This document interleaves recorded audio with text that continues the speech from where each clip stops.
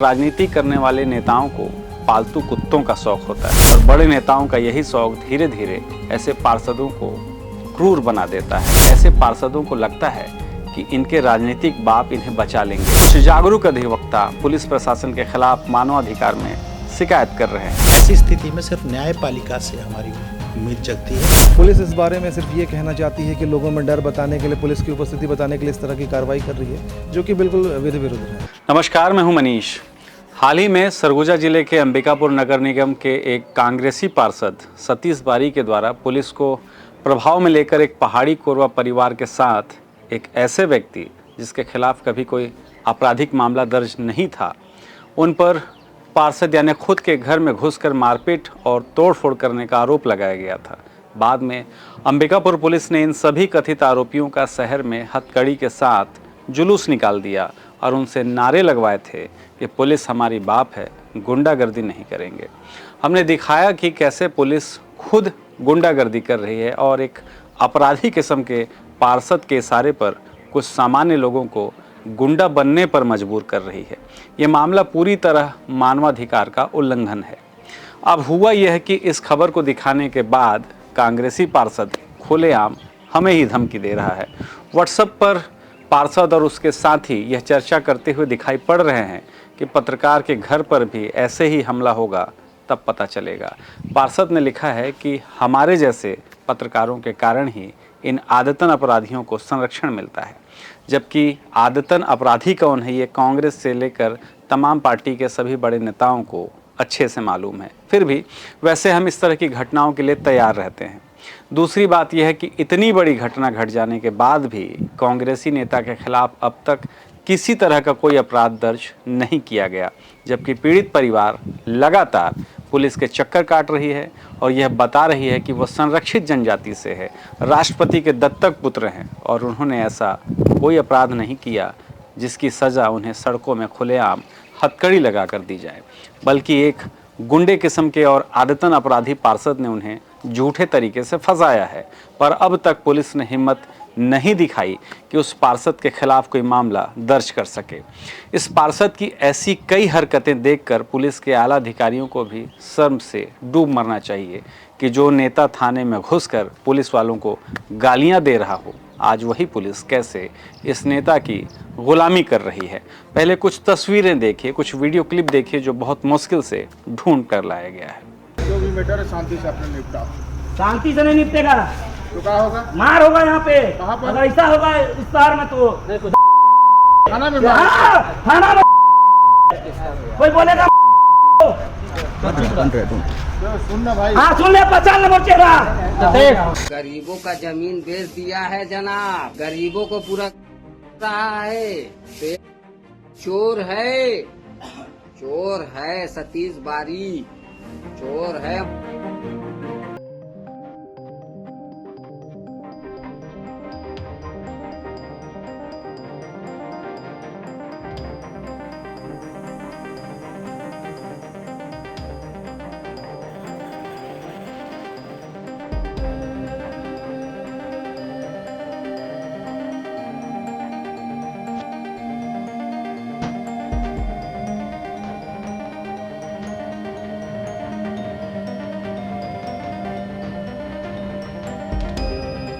ऐसे दर्जनों वीडियो और तस्वीरें हैं जिसमें ये पार्षद बड़े कांग्रेस के नेताओं, कुछ आपराधिक किस्म के पुलिस वालों के साथ दिखाई देगा, पर सिर्फ इसलिए कि यह खुद की पहचान बना सके।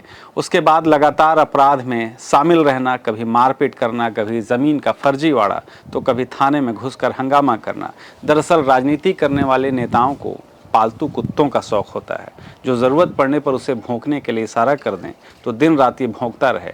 और बड़े नेताओं का यही शौक धीरे धीरे ऐसे पार्षदों को क्रूर बना देता है और बाद में यही एक दूसरे की ज़रूरत बन जाते हैं। ऐसे पार्षदों को लगता है कि इनके राजनीतिक बाप इन्हें बचा लेंगे, चाहे ये जो कुछ भी करें। अब ये कुछ भी कर सकते हैं। इस केस में भी यही हो रहा है। पुलिस के इस अमानवीय हरकत को लेकर शहर के कुछ कानूनविद हैं, वो ज़रूर चिंतित दिखाई पड़ते हैं। उन्हें लगता है कि यदि पुलिस आज इन सामान्य लोगों के खिलाफ ऐसे झूठे मामले बनाकर सड़कों पर घुमा सकती है तो कल हमारी भी बारी आएगी। ये वर्दी की आड़ में गुंडागर्दी ही तो है। ये किसी भी सामान्य लोगों के साथ ऐसा दुर्व्यवहार कर सकती है। इसलिए कुछ जागरूक अधिवक्ता पुलिस प्रशासन के खिलाफ मानवाधिकार में शिकायत कर रहे हैं। पीड़ितों की मदद के लिए अब आगे आ रहे हैं। दरअसल मानव गरिमा की गारंटी संवैधानिक संस्कृति का एक हिस्सा है। संविधान के अनुच्छेद 14, 19 तथा 21 के प्रावधान हर व्यक्ति को बंधन मुक्त रहने का आश्वासन देते हैं। मनुष्य को बंधन में रखना या हथकड़ी बांधना उसे अपमानित करने से अधिक है और यह आरोपी या कैदी को अमानवीय बनाकर उसके व्यक्तित्व का उल्लंघन है, क्योंकि कैदी भी एक तरह का व्यक्ति है, न कि जानवर।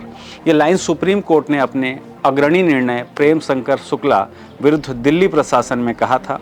यह निर्णय सन 1980 में पारित किया गया था। जब हर व्यक्ति के गरिमा की गारंटी देश का संविधान प्रदान करता है तो सोचिए अंबिकापुर में पुलिस का ये अमानवीय चेहरा हमें क्या बताता है। हमें ये बताता है कि यहाँ के पुलिस संविधान से ऊपर है, जिससे यहाँ के शासन प्रशासन को भी कोई सरोकार नहीं है। राष्ट्रीय मानवाधिकार आयोग की दिनांक 22/11/1999 की स्पष्ट गाइडलाइन है कि गिरफ्तारी के दौरान आरोपी की गरिमा सुरक्षित रखनी होगी और गिरफ्तार व्यक्ति का सार्वजनिक प्रदर्शन या पैराडिंग जुलूस वर्जित है। इसके अलावा सुप्रीम कोर्ट ने अपने निर्णय सिटीजन फॉर डेमोक्रेसी विरुद्ध असम राज्य केस जो 1995 में पारित किया गया है, उसमें आरोपी को गिरफ्तार करते समय हथकड़ी लगाने के लिए विस्तृत गाइडलाइन तय की है। इन्हीं गाइडलाइन में से एक कहती है कि जब पुलिस बिना वारंट के गिरफ्तार करती हो तो हथकड़ी तभी लगाई जानी चाहिए जब पक्के सबूत हों कि व्यक्ति हिंसक प्रवृत्ति का है या उसके भागने की संभावना है या वह बेहद खतरनाक तथा भागने को आतुर हो और हथकड़ी लगाने के अलावा किसी अन्य तरीके से उस व्यक्ति को रोका न जा सके। पर यहाँ हुआ यह कि कुछ नवयुवकों को, जिन्हें गुंडा होने की परिभाषा तक नहीं मालूम, उन्हें खुलेआम गुंडा बताकर सड़कों पर घुमा दिया गया और खुद पुलिस के लोग वीडियो बनाकर प्रेस में दे रहे हैं, उसे सोशल मीडिया पर वायरल कर रहे हैं। ऐसे जंगल राज में ये उम्मीद करना बेमानी है कि यहाँ पुलिस आम जनता की सुरक्षा के लिए है, बल्कि ये समझ में ज़रूर आता है कि ये पुलिस आम लोगों को हथियार उठाने पर कैसे मजबूर करती है। शुक्रिया। और ये घटना मैं समझता हूँ कि इससे शर्मनाक घटना नहीं हो सकती है कि कुछ युवकों को सड़क पर हथकड़ी बांध करके हाथ जुड़वा के घुमाया जा रहा है, जैसे उन्होंने कोई बहुत जघन्य अपराध किया हो। अब अपराध की बात आती है तो मैं आपको इस संबंध में कानूनी स्थिति स्पष्ट कर देना चाहता हूँ सुनने वाली जनता को, कि लोगों में भ्रम होता है कि अगर कोई अपराधी हो तो उसको ऐसे घुमाया जा सकता है।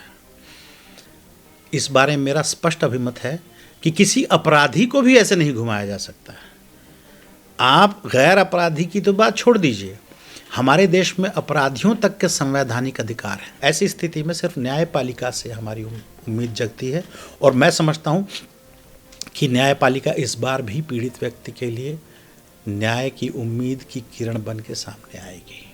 देखिए क्या है कि किसी को भी हथकड़ी लगाकर और सरेआम ऐसे पूरे मार्केट में लेके जाना सही तो नहीं है, क्योंकि इससे जो हर इंसान का मौलिक अधिकार होता है, चाहे वो अपराधी हो या सामान्य व्यक्ति हो, और उसकी निजता के अधिकार का उल्लंघन भी है। तो मेरे ख्याल से इस तरह से जो पुलिस कार्रवाई कर रही है वो सही नहीं करेगी, क्योंकि पुलिस जो है वो किसी को सज़ा नहीं दे सकती और इस तरह से घुमाना अपराधियों को, आरोपियों को सज़ा देने के बराबर है और पूरी तरह से मानवाधिकार का उल्लंघन है। और मेरे ख्याल से जो छत्तीसगढ़ मानवाधिकार आयोग है उसको स्वतः संज्ञान लेना चाहिए, नहीं तो कोई ना कोई सामाजिक संगठन जो है या आरोपी का परिवार इस मामले में आगे जा सकता है। आप देखेंगे जो बड़े बड़े अपराध में, जो छत्तीसगढ़ में बड़े बड़े अपराध हो रहे हैं, उनमें उनके जो अपराधी हैं उनको राजनीतिक प्रश्रय दिया जाता है, उनके खिलाफ कोई कार्रवाई ऐसी हो नहीं रही कि सार्वजनिक कार्रवाई की जाए। पुलिस इस बारे में सिर्फ ये कहना चाहती है कि लोगों में डर बताने के लिए, पुलिस की उपस्थिति बताने के लिए इस तरह की कार्रवाई कर रही है, जो कि बिल्कुल विधि विरुद्ध है।